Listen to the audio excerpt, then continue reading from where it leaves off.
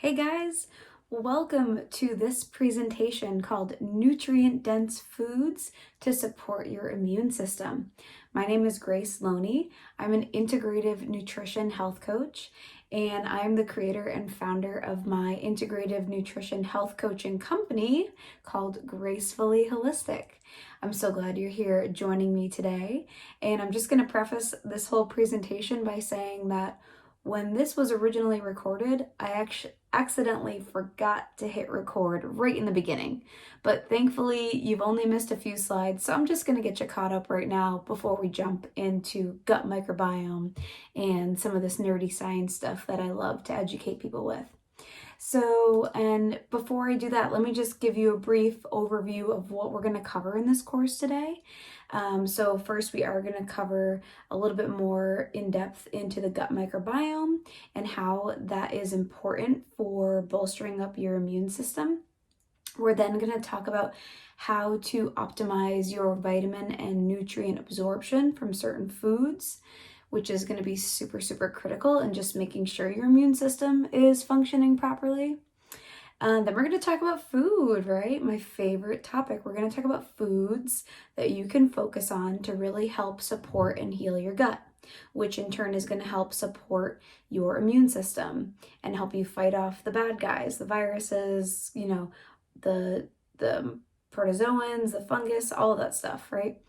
And then we're going to talk about foods to avoid, right? So what foods actually cause a lot of excess inflammation in the body and can actually put us in a more prone state to contracting certain diseases. Kind of scary, right? Our food has a lot of power over our health. Then we're going to talk about some important nutrients that you should just pay attention to that are going to help boost your immune function. And then we're going to end with some fun stuff. I'm going to show you guys a couple of my favorite recipes that are packed with immune boosting fuel. All right. Before we get going too, I'm just going to kind of preface this by saying, this year, 2020, is the year of the global pandemic, right? The coronavirus, COVID-19, affecting all of our lives. All in very different ways, but a lot of times in very devastating ways. And maybe you have known people, either in your family or a group of friends or at work that have gotten coronavirus and have been seriously affected or have maybe even passed away from this infection. So it's really serious stuff. And, more dangerous infections are just starting to spread around the world, and we're seeing it. Now it's in our face this year. Travelers, they come in contact with exotic and newly created microbes. Schools and hospitals all have this, antibiotic resistant bacteria floating around. So there's a lot of problems here where we're being exposed to a lot more dangerous, microbiota than previously. And this actually is a quote from Hiroshi Nakajima, who was the director of the World Health Organization in 2011. And he said, "We are standing on the brink of a global crisis in infectious disease." And then boom, right? So that was in 2011 he said that, and here we are in 2020. In the midst of a horrible pandemic. So he was right. So we really just need to pay attention to our health more than ever and pay attention to bolstering up our immune systems more than ever to help protect us and our loved ones from getting some of these horrible and terrible and debilitating diseases, right? So, I first start off this presentation talking just a little bit, really just scratching the surface on what the immune system is, but really it's just an army of cells that help defend your body against invaders of any kind. So that's going to be microbes like bacteria, yeast, parasites, spirochetes, Lyme disease, even toxins, allergens, pollens, anything that kind of carries antigens on it. Anything that just looks foreign to the body, it's going to induce an immune response. And your immune system is really comprised of two different layers. So you have your innate immune system, and this is the first line of defense, right? And it's things like your skin, these physical barriers, and it's things that we're all born with. So we all have a very similar innate immune system, and we acquire this innate immune system at birth. And then we have this second line of defense, right? So if the invader gets past that first line of defense, we also have these kind of special forces, our second line of defense, called the adaptive immune system. And this part of our immune system is actually acquired through our life. So depending on what we've been exposed to in the past, what vaccinations we have, that's all very dependent from person to person. If you want to learn more about the specifics around immune system and immune function, I have another presentation that is posted in my resources section on my website, and it's called The Role of Immunity. So if you're interested in learning more about the interworkings and specifics of how your immune system actually works, and you want like a quick little 7th grade biology refresh, that's a great presentation of you as well after this one. All right, so that's pretty much the intro, and then we get right into gut microbiome, where I started to hit record on that original presentation. So I hope you guys enjoy, and I'll see you later at the end of this video. So the gut microbiome refers to the billions of bacteria that humans have living in your gut. And we have approximately 35,000 different strains of bacteria. And so hundreds of trillions of these bugs are living on and inside of our body. And a majority of these bugs are actually found in our large intestine, and particularly the colon. But bacteria, again, can also be found in the esophagus, the stomach, and the small intestine. And the gut refers to the place where food is digested, metabolized, and absorbed to be delivered into the different cells, and it provides your body with energy. So it's essential in allowing for the removal of waste, and this process of breaking down food creates bioactive compounds that either help support your health or can lead to inflammation. And that inflammation increases the risk for disease. And the large intestine is really, like I said, home to a lot of these microbiota, and they're quite fascinating. And actually, I think one of the most interesting facts is that we have so much bacteria living in and on us that we are actually 10 times more microbial than our own DNA. So just a tremendous amount of bacteria living within us. And I would consider this actually just our microbiome is actually our largest organ in our body. All of the bacteria weigh about 5 pounds. So it's just a crazy organism, living symbiotically within us. They are a huge part in cross-talking with our immune system, and they also help keep inflammation at bay when we have a good portion of good bugs in our gut. And really, like I said, there's a lot of interaction between the body's immune system and the bacteria in the gut. Actually, researchers at Johns Hopkins are now in the early stages of figuring out how the composition of the gut changes with different diseases, and then how the body's immune system interacts with these tiny little hitchhikers, and particularly how that relationship may function in disease. So a huge portion of your immune system is actually in your GI tract. About 75% of your immune system lives in your gut. So super, super critically important to make sure that your gut is nice and healthy to support your immune function. And those two things that I circled there, modulating immune system and inflammation, and nutrient absorption, is what we're going to zero in more on today. And what factors can really affect our gut microbiome? So there's things that are really in our control and things that are out of our control. So things that are out of our control are how you were born. So were you born a natural vaginal birth? Were you a C-section baby? That can affect the different microbiota that live within your gut. What was your diet during infancy? Were you breastfed? Were you bottle fed? What your current age is, what your genetics and what you're predisposed to. So all of those things are kind of out of your control.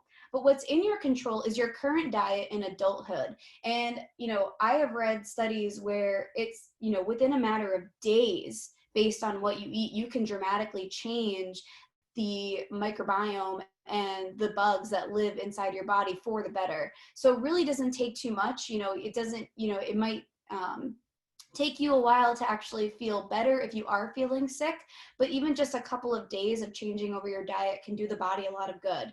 And being aware of antibiotic use. Antibiotics are heavily used in our culture today, prescribed way too much. So just being aware of how many antibiotics you're using and trying to stay away from them when possible, and just using, some natural ways to heal yourself when you're not feeling well. And then of course, stress. There has been so many studies to show that under a stressful environment, the good bugs can die off and the bad bugs can thrive in your body. And the bad bugs are what cause disease. So being aware of your stress levels and making sure those are at bay. And there is a little bit more to just making sure that you have a good ratio of good bugs versus the bad bugs within your gut. There's also this thing called intestinal permeability. And really the main function of your intestines is to absorb nutrients, and mainly it's your small intestine. So it plays an essential role in integrating immunity and nutrient digestion and absorption. And so there are these cells that actually line your small intestine, and they create these tight junctions. So these tight junctions only allow various substances like ions and solutes and water across the intestinal cell wall. But when you have certain irritating foods or viruses or toxins that get in there, they can actually loosen those tight junctions and create an area where those toxins and basically pieces that are supposed to be in, basically like the sludge and the junk that's supposed to be in only in your intestinal tract, starts to seep out into your blood system. And this can just cause systemic wide inflammation and then be the precursor to a lot of disease and illness. So making sure that you have healthy tight junctions in your small intestine. And then there's also these things, actually, let me come back to this picture.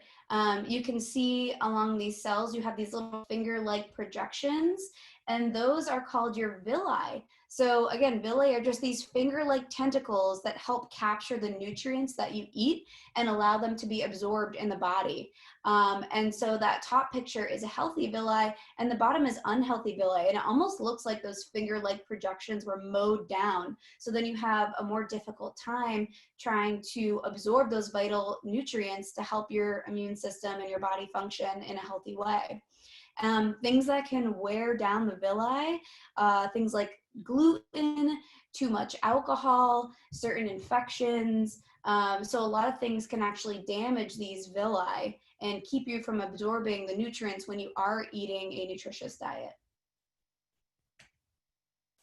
So basically what it comes down to is that the gut really functions well and far beyond just digestion and absorption. And there's really two options for you when it comes to the digestive tract. It's either your highway to health or it's your pathway to pathology, and you get to choose. And the best way to choose is to start with the food that you eat. So we know that our gut is really healthy, or I know that a healthy gut is really important to immune function and health. So what's the first thing that you can do? And this is a quote I'd like to read from Dr. Mark Hyman. And he said, "Food isn't like medicine, it is medicine. And it's our #1 tool to creating vibrant health that we deserve."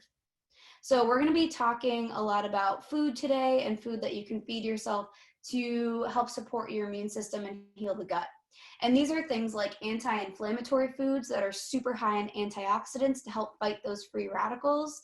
We will talk about probiotic rich foods. These probiotic rich foods actually have a lot of these good bugs in them that help seed the population of good bugs within your gut. And then we'll also talk about prebiotic foods. And these are foods that are actually the food for the good bugs. So prebiotics feed the good bugs once they're in our system. And we'll talk about some examples of prebiotic foods. And then we'll also talk about different foods that are rich in certain vitamins and minerals that are good for a well-functioning immune system. So first and foremost, we've got to start with our friend leafy greens. I know for some of you that were on the call last week, we had this same slide up, and leafy greens are just super, super packed with all types of nutritious vitamins and minerals. They are the most nutrient dense food on the planet that you can put inside your body. And they are super high in antioxidants. So your dark leafy greens like kale, rainbow chard, Swiss chard, romaine, spinach. It even runs the gamut too into like broccoli, Brussels sprouts, all that stuff. And speaking of broccoli, let's talk about these green cruciferous veggies like our broccoli, our Brussels sprouts, cauliflower, cabbage.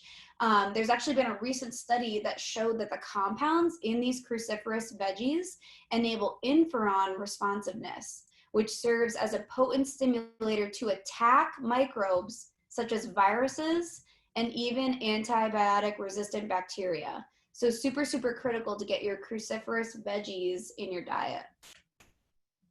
And then foods rich in antioxidants. So this is when, you've heard the saying, eat the rainbow every day. If you're eating the rainbow, then you're getting a wide variety of these different types of antioxidants, especially things like vitamin C that come from berries, cantaloupe, grapefruit, honeydew, kiwi, mangoes, nectarines, orange, papaya, strawberries, broccoli, Brussels sprouts, cauliflower, kale, bell peppers, snow peas, sweet potato, and tomatoes. So just such a wide variety of foods, well beyond the orange that we know contains vitamin C. And then we've got vitamin E, which is contained in broccoli, carrots, chard, mustard, and turnip greens, pumpkin, red pepper, spinach, nuts, and sunflower seeds, mangoes, and papaya.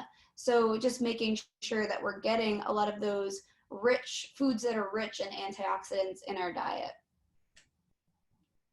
And then we come back to the good fats in our diet. Omega-3 fatty acids are wonderful.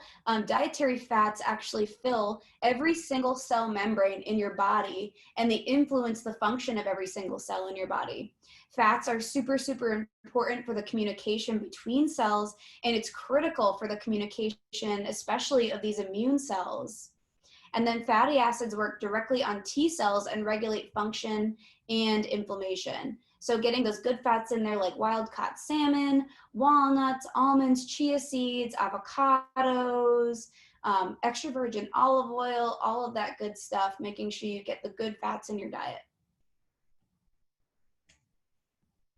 All right, and now comes my favorite topic of today, probiotic-rich foods.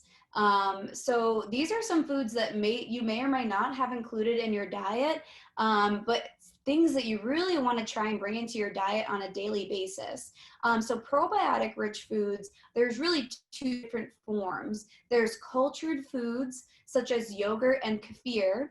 And the cultured foods have actually live active cultures of lactobacilli and bifidobacteria. And these are the two main strains of bacteria that help you feel good and help support your immune system. So, and I'm not talking about the yogurt that's like got sugar all in it, like the Dannon with the Oreo crumble toppings. Like I know those are delicious, but really just like plain, good yogurt, organic, is the best here. And then kefir is, you may or may not have heard of it, is actually a fermented milk beverage. So kind of an interesting thing to try there. And then we've got a whole nother group called fermented foods. These are things like tempeh. Tempeh is actually fermented soybeans that are kind of molded into like a tofu looking brick. So you can use them in things like stir fries. I've actually seen people flavor them with like soy sauce and different things and create little bacon strips out of them, which is kind of cool. And then you've got kimchi. Kimchi is a fermented like cabbage, pressed salad that comes from the Asian culture, super, super good. And then we've got also things like sauerkraut, which is another pressed cabbage salad that comes more from like the German tradition. So you might have heard of that before. Michaela says, I used to feed my dog kefir. That's great. I bet he has a great microbiome. And then we've got things like half sour pickles too. So if you're a pickle person like I am, you know, this is different than like going to the grocery store and getting a jar of Vlasic pickles. Those do not have live cultures in them. What you want to do is actually look for half sour pickles. And Amy and I have actually found a really good brand locally in our Hannaford called Grillos, Grillos, and make sure you get the half sour pickles. And those are going to have some, those are going to be those nice fermented foods. You've also got things like miso soup. And again, you want to be careful with miso because there's a lot of like dead, like not real miso products out there. So making sure you're getting real live miso soup. And then other things, I don't know if Paula has joined us or not, but Paula has been actually making and selling sourdough bread out of her house. And sourdough bread is actually another fermented product, which is absolutely delicious. If you haven't tried her bread yet, I highly recommend it. And then one more, you know, fermented food that might put a little smile on your face. Some of the stuff might not be as fun, but small batch beer that's not pasteurized. So like a local, you know, beer brewery where they don't pasteurize the beer can have some live cultures in there. I'm seeing chats come through. Amy's gonna buy some sourdough bread. Awesome. Good. And really, when it comes to probiotics, a lot of people will ask, like, should I be supplementing with a probiotic? Which one should I use? And, you know, this is kind of beyond my pay grade to be recommending any kind of supplements. But really what I want to emphasize here is that the research in probiotics is really in its infancy. And we have just begun to scratch the surface when it comes to like what strains of bacteria we should be intaking, how much, what types of bacteria help with certain types of diseases. And it's all based on like our genetics and our lifestyle and our environment. And there's so many different variables and factors that go into what probiotics we need to feel our best. But I really suggest if you think that your gut is compromised and you want to help seed with more of the good bugs, then work with a functional nutritionist or a functional medicine doctor that can prescribe a good, potent, high quality probiotic. It's kind of like shooting from the hip and shooting in the dark a little bit, but it is worth the experiment. I would just kind of stay away from you know, the probiotics on the counters of Whole Foods. A lot of those are dead or just not good quality or just not the right strains that you might need. So really actually working with someone who's experienced in this area will really help you. And then of course, bringing in more fermented and cultured foods into your diet will also help. And I want to get into prebiotics a little bit. So prebiotics, again, are the food that we actually put in our body that can feed those good bugs. So once we seed our body with the good bugs using these fermented foods, then we want to feed them and we want to make sure that they are, you know, replicating and staying alive. So what we want to do is eat a lot of prebiotics. And this is just really fiber sources. So it's basically just vegetables and fiber. A lot of great prebiotics are things like onions, garlic, Jerusalem artichokes, leeks, chicory root, quinoa, amaranth, blueberries, and bananas. So those are just some examples of great prebiotics. And then one more thing to mention that's kind of fun. I always have to throw in the fun things so that you guys don't feel like you're just eating rabbit food all the time. But polyphenols in food really help promote the growth of probiotic microbes. So these are things like green tea, red wine, hey to my wine drinkers out there, apples, onions, and again, dark chocolate. So making sure that dark chocolate is above 70% dark chocolate and you're good to go. You're getting a high level of those immune boosting polyphenols. All right. So what foods, you know, we talked about what foods can really help seed and feed the gut microbiome. Now let's talk about foods that can help heal that intestinal lining. So we talked about before those villi in the intestines that can, you know, absorb the nutrients that we put in our body, those finger-like projections, but they can get mowed down over time due to infection, drinking too much alcohol, or things like gluten that can be an irritation to the gut lining. So how can we, if we feel like that gut lining might be damaged, how do we go ahead and heal that intestinal lining? Things like ghee and coconut oil are wonderful fats. Actually, coconut oil is antimicrobial, it's antiviral, and it is, what am I trying to say? Antimicrobial, antiviral, and antifungal. So just a wonderful product. Sometimes I'll take a spoonful of coconut oil and just put it in my smoothie if I'm making a smoothie, or I'll stir it into my coffee. And you can also blend up your coffee with some coconut oil, makes it nice and frothy, kind of like a latte. So super, super fun ways to incorporate more coconut oil into your diet. And then there's glutamine. So glutamine can be found in all animal protein like chicken, beef, and dairy. But you want to make sure that those animal protein sources are high quality. So your grass-fed, pasture-raised meats, you really want to stay away from those conventional meat products. They're just pumped full of antibiotics, which again, we want to stay away from, that harm our gut microbiome. And they're fed a lot of corn and soy and a lot of irritants to our gut.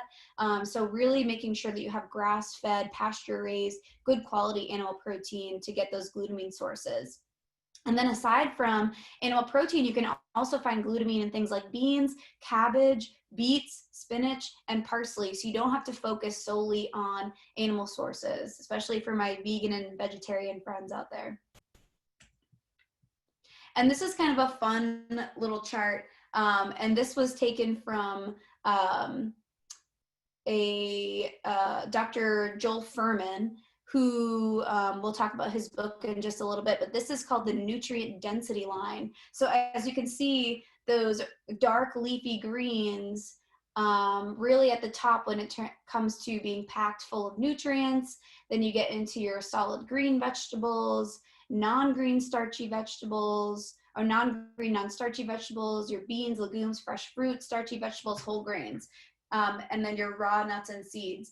I like to kind of draw the line here and really focus in your diet mostly on this upper half part of these foods to make sure you're getting that really nutritarian type diet to really support your immune system. And everything below is just in moderation. But as you can see, a lot of these things like desserts and refined sweets and refined oils and refined grains, a lot of things that you're going to find in those packaged foods, those highly processed foods, literally have like little to absolutely zero nutrient content in them to help support your body. So, you know, having them when the time is right, maybe on holidays, or if you just need to splurge a little bit, but creating your main diet around those foods is going to get you into trouble. And here's just another image from Dr. Fuhrman. This is his nutritarian food pyramid. So this just gives like a different visual on what you should be eating and what proportions. So just making sure you're filling that plate with lots of fruits and vegetables. And he also recommends half raw vegetables, half cooked. So making sure you're just getting kind of a variety in there, not just those soggy, you know, green beans from a can, but really having like a nice fresh salad, incorporating beans and legumes, those healthy fats like nuts and avocados, and then you've got whole grains. And I'm not talking like whole wheat bread that you find at the grocery store, because if you turn that label around, you're going to see that it's primarily made of just refined grains, which are just sugar and not nutritious for the body.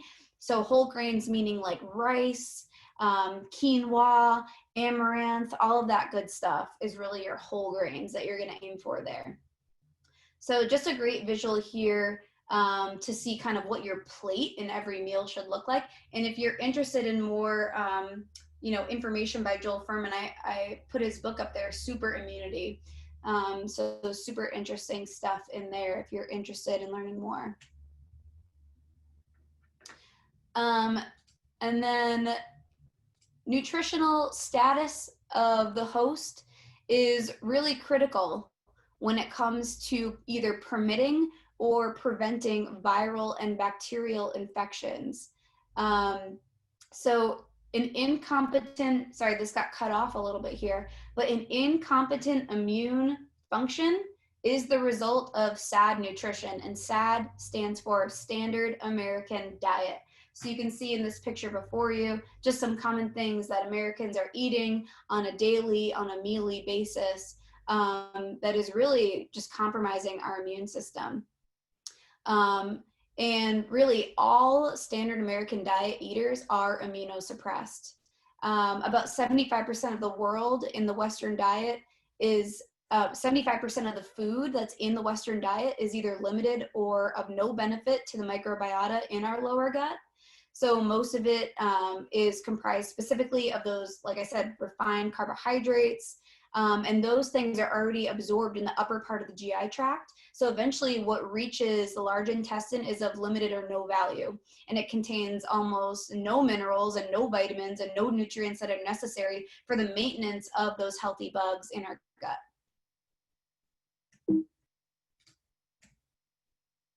And some other gut irritants.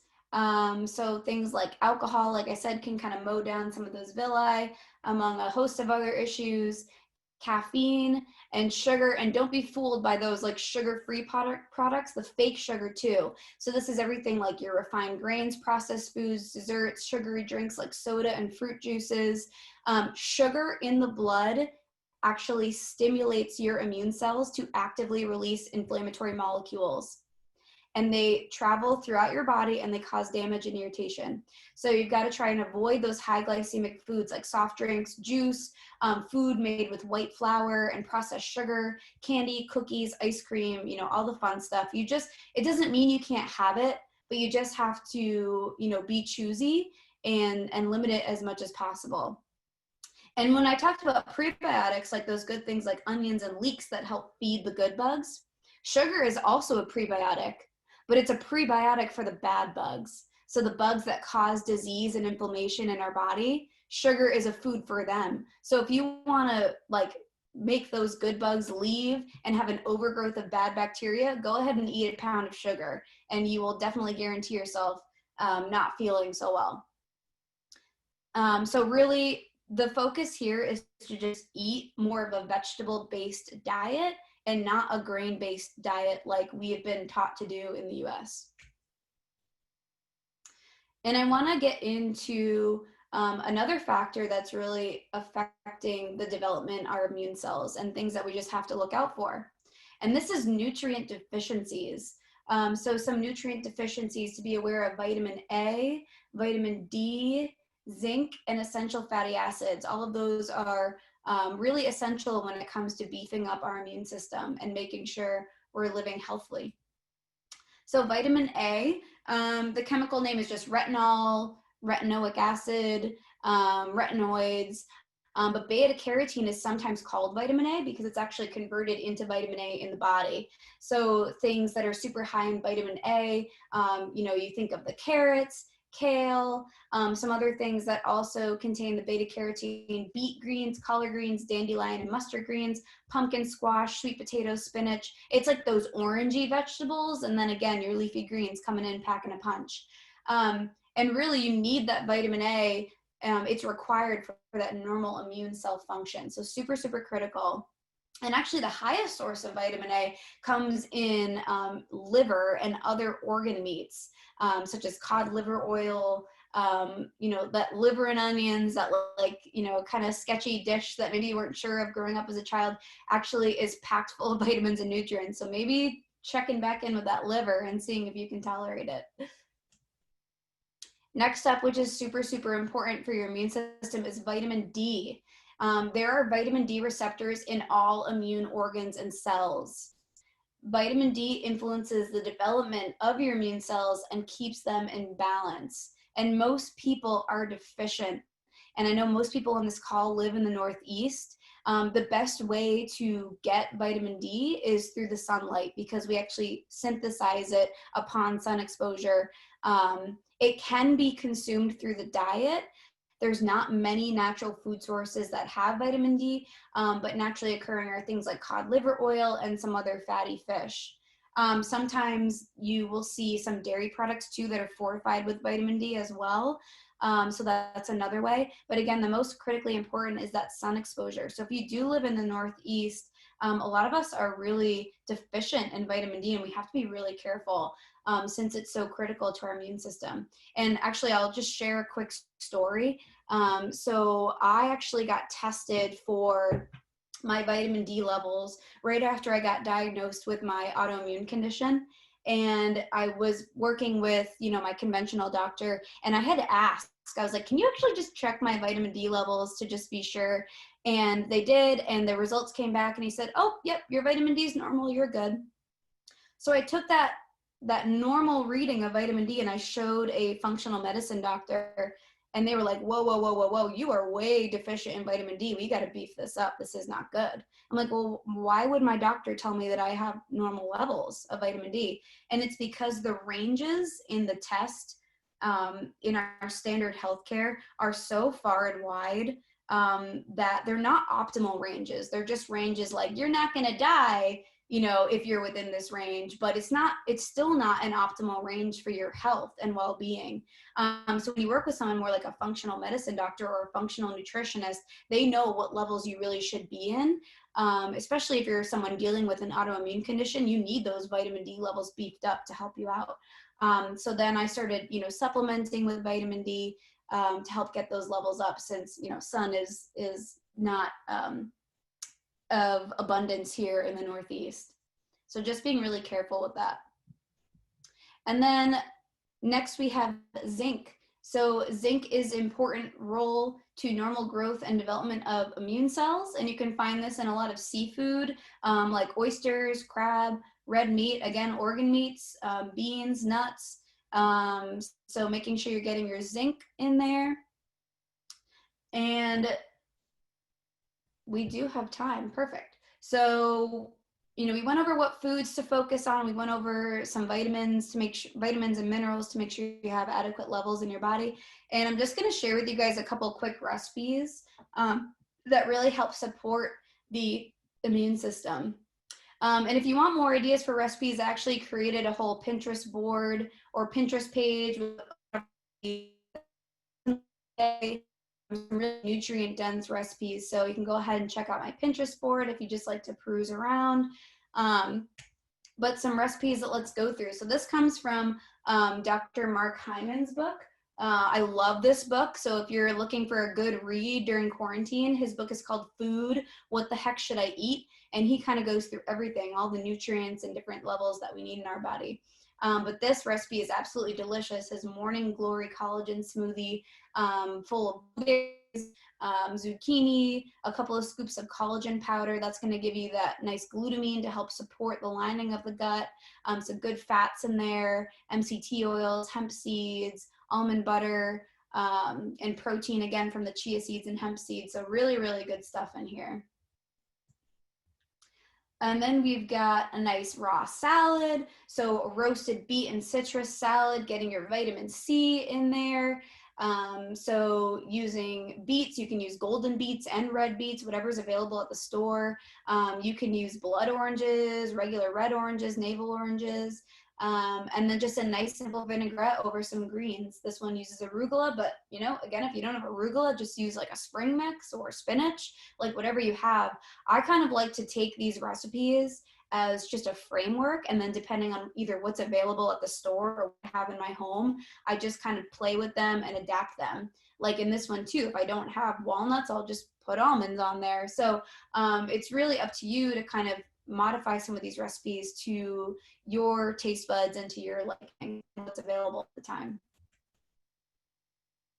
This one didn't want to load for me. I don't know what is going on with this photo, but this is a photo of broccolini scallops. So again, getting that seafood in there, getting those cruciferous veggies.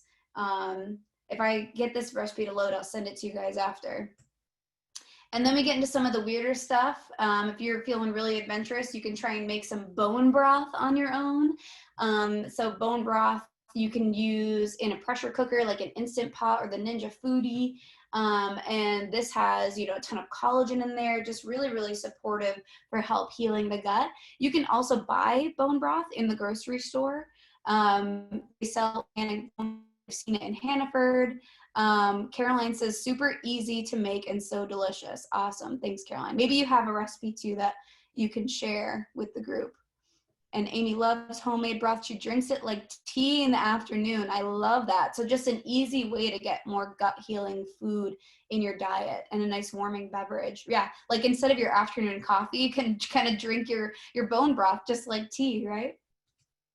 And then the last one, this is the most adventurous, but I think my mom might actually try this because she likes the French cuisine.